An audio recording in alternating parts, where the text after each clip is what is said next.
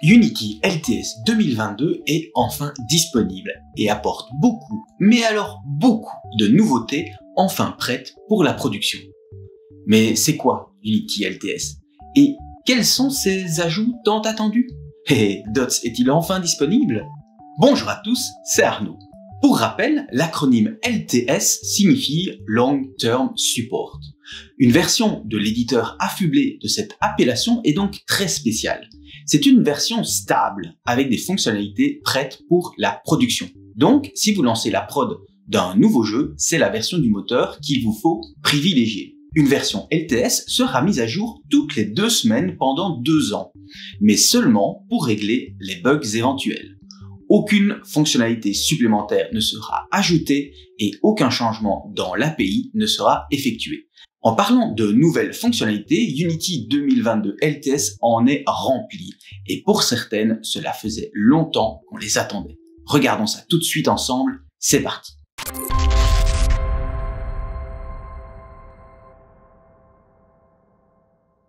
Commençons par les nouveautés pour les développeurs.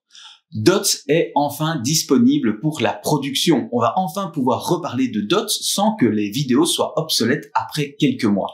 Et ça, c'est beau. La nouvelle version de Dots vient avec plein de nouveaux ajouts, plein d'outils supplémentaires dans l'éditeur pour rendre votre passage vers Dots plus facile et la communication entre MonoBehavior, les GameObjects de d'habitude et Dots plus aisée. On verra tout ça ensemble.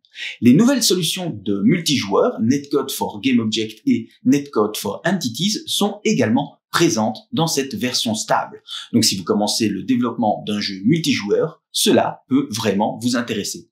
Il faudra qu'on en reparle plus longuement. Franchement, j'ai pas le temps de tout suivre. Unity dispose à présent d'un outil intégré de spline permettant de dessiner des courbes directement dans l'éditeur.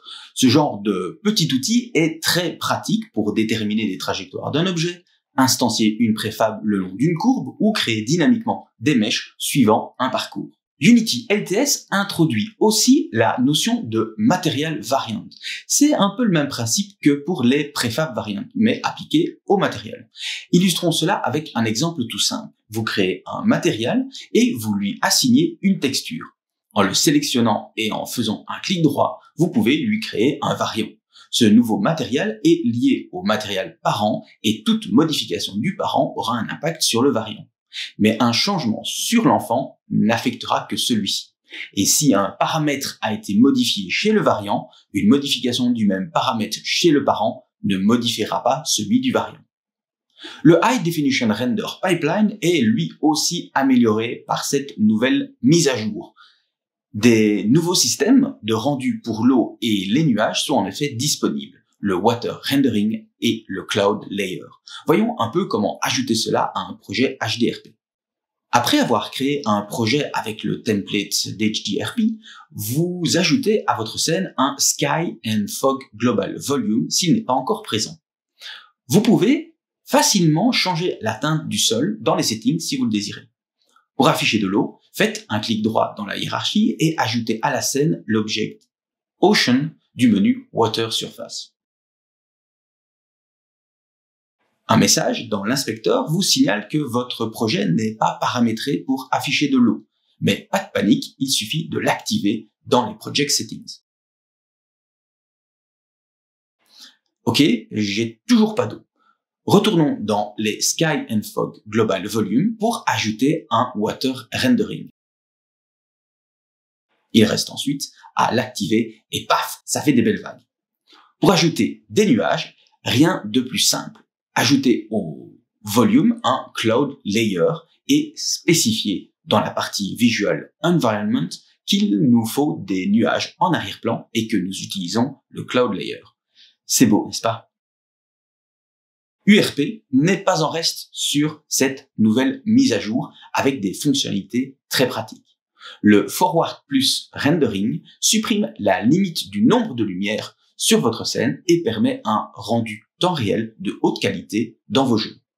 Le LOD Cross Fade fournit lui un moyen très simple et très doux de passer d'un niveau de détail à l'autre. Le Temporal Anti-Aliasing va lui réduire les problèmes d'aliasing et améliorer le rendu visuel de vos jeux. Et enfin, les Decal Layers permettent de contrôler quels objets seront affectés par les Decal Projectors de votre scène. Donc, Unity 2022 LTS est vraiment plein de bonnes choses et j'ai hâte de sortir des vidéos sur ces nombreuses fonctionnalités. En attendant, n'hésitez pas à vous abonner si ce n'est pas déjà fait, à lâcher un pouce bleu, à cliquer sur la cloche pour ne pas rater les prochaines vidéos et à me dire en commentaire quelle nouvelle fonctionnalité de cette nouvelle version de Unity LTS vous donne le plus envie. On se retrouve très bientôt. En attendant, bisous.